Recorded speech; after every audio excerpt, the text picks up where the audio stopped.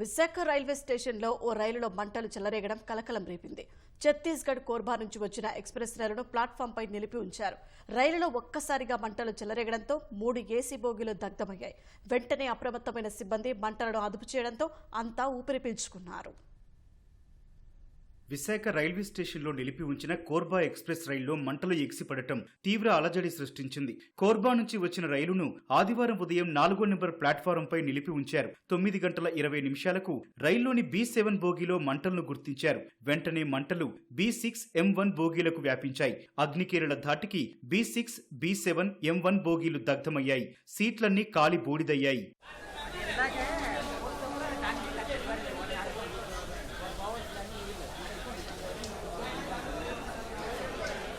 రైల్లో మంటలను గుర్తించిన వెంటనే రంగంలోకి దిగిన అగ్నిమాపక సిబ్బంది 4 యంత్రాలతో బోగీలపై నీళ్లు చల్లి మంటలను అదుపు చేశారు. స్టేషన్లో ఉన్న ప్రయాణికులను ఘటనా స్థలం నుంచి దూరంగా తరలించారు. ఎవరికీ ఇబ్బంది కలగకుండా చర్యలు తీసుకున్నారు. అగ్ని ప్రమాదానికి షార్ట్ సర్క్యూట్ కారణమని రైల్వే సిబ్బంది భావిస్తున్నారు.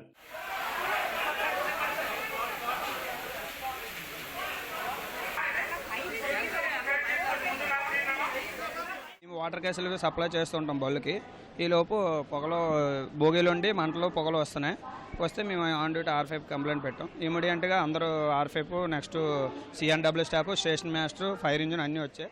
ప్రమాద సమయంలో రైల్లో ఎవరూ లేనందున ప్రాణ నష్టం సంభవించలేదని Visakha joint police commissioner Fakirappa తెలిపారు. ఉదయాన్నే వచ్చిన ప్రయాణికులంతా రైలు దిగి వెళ్లిపోయారని, ఆ తర్వాతే ప్రమాదం జరిగిందన్నారు. మంటలను గుర్తించిన వెంటనే రైల్వే సిబ్బంది, పోలీసులు అప్రమత్తమయ్యారని తెలిపారు. దగ్ధమైన బోగీలను రైలు నుంచి వేరు చేసినట్లు చెప్పారు.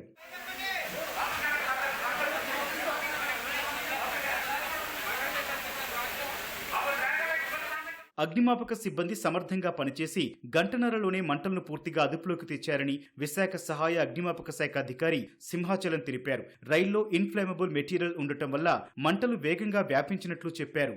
ఇమీడియట్గా వచ్చిన వెంటనే ప్లాట్ఫామ్ రావడానికి ఇబ్బంది అయితే బయట నుండే హోజులు వేసేసుకొని ఫైర్ ఫైటింగ్ ప్రారంభించాము. మేము వచ్చేసరికి B7 బోగీలో మంటలు అధిక మొత్తంలో ఉన్నాయి.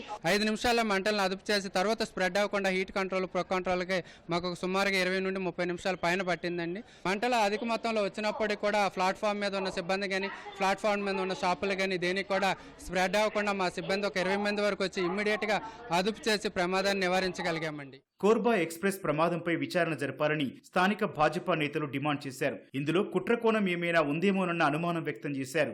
ఎందుకు జరిగింది అనేటువంటిది ముందు నిజ నిర్ధారణ కమిటీ ఒకటి వేయాలి.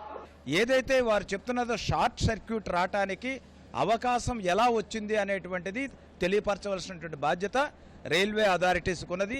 రైల్వే మినిస్టర్ గారిని దీని మీద సమగ్ర దర్యాప్తు కోసం వాళ్ళు కూడా ఒక టీం పంపించి చేయాలని మాత్రం కోరుతున్నాం. ప్యాసింజర్స్ దిగిన వెంటనే కూడా ఫస్ట్ అండ్ ఫార్మోస్ట్ ఏంటంటే ఎలక్ట్రికల్ స్విచ్చెస్ ఆఫ్ చేయాలి. ఇది ఖచ్చితంగా బ్యాటరీ స్విచ్ ఆఫ్ చేయలేదు, అందుకే జరిగింది. లేదా బ్యాటరీ స్విచ్ ఆఫ్ చేశారు, అన్నీ చేసిన దగ్గర జరిగిందంటే ఇందులో ఏదో కుతంత్రం ఉంది, ఎవరో కావాలని చేశారు. ఈ 2 కోణాల్లో కూడా ఆలోచన చేయాలి. దీంట్లో క్యారేజ్ అండ్ వ్యాగన్ ఉంది, తప్పకుండా బాధ్యత అనేది ఉండదు. వాళ్ళు చెక్ చేసి పంపించాల్సింది. అది ఇంకొక విషయం ఏంటంటే ప్లాట్ఫామ్ నెంబర్ 4 and 5లో ఎక్కువ వెహికల్ అన్నది మూమెంట్ అన్నది చేస్తున్నారు. దానివల్ల వెహికల్స్ మూమెంట్లో తీసేటప్పుడు కూడా జాప్యం జరుగుతుంది. దీంట్లో క్యారేజ్ అండ్ వెహికల్స్ వాళ్ళు చెకింగ్ చేయని కారణంగానే ఈ ఇన్సిడెంట్ జరిగిందనేసి మేము తెలియజేస్తున్నాం. రైలు ప్రమాదంపై హోంశాఖ మంత్రి వంగలపూడి అనిత స్పందించారు. DRMతో ఫోన్లో మాట్లాడి ప్రమాద వివరాలు అడిగి తెలుసుకున్నారు. ఘటన తర్వాత రైల్వే బోగీలను మార్చి గమ్యస్థానానికి పంపినట్లు అధికారులు తెలిపారు.